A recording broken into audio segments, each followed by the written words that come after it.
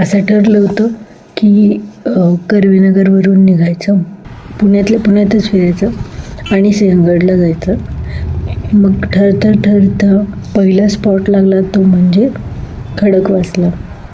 जेव्हा खडकवासल्याच्या शेजारी गेलो, अलीकडेच असं इतकं मोकळं वाटत होतं ना, किंवा कारण रोज इकडं मेन सिटीत राहून कंजेस्टेड होतं. हे तिथं मोकळी हवा जेव्हा लागली तेव्हा बरं वाटलं. आणि पाणी इतकं फुल भरलेलं होतं.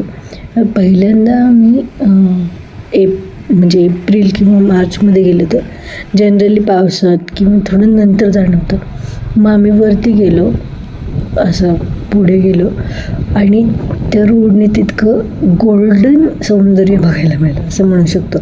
नेहमी ग्रीनरी बघायला जातो, बट इथे जेव्हा गडावर चढण्यासाठी गडाला घेरा देऊन गाडीने वरती जाणार होतो तर तिथे सगळं गोल्डन दिसत होतं रस्ता. आणि सकाळी गेलो ना, त्यामुळं ऊन एवढं लागत नव्हतं.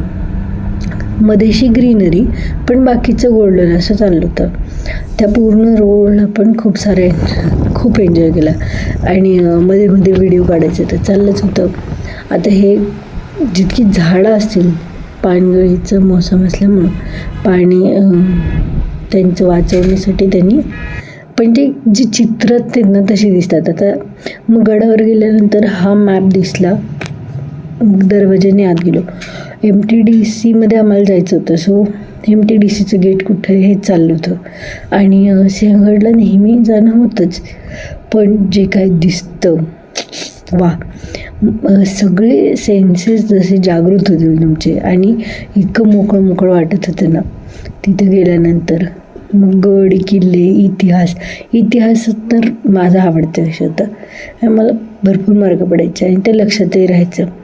पण तिथं जो काय तो फील असतो की ऊर भरून येतो आपला. आणि मग राजारामांची समाधी बघितली, ते पण इतकं छान त्यांनी पेंट केलं होतं. आणि उत्सव होता आत्ता, तर मग उत्सवात अजूनच छान वाटत होतं. आणि मग ही आत्ताशी फुलं यायला लागलीत करवंदीला, ते एक छान होतं. मी करवंदीची फुलं पहिल्यांदाच बघितली, मोस्टली करवंद खाल्ले होते. आणि नजाऱ्यांचं काही विचारायचंच नाही, म्हणजे विषयच नाही बाबा. सकाळी तर अफलातून दिसत होतं तिथं, ऑरेंज रेड. तेवढ्यासाठी सकाळी उठले होते म्हणून मी की बाबा आज मला सूर्योदय बघायचा आहे आणि आदल्या दिवशी होतं की मला सूर्यास्त बघायचा आहे. आणि मग सकाळी जे काही चेहऱ्यावर आनंद उमटला ते सकाळचं बघून.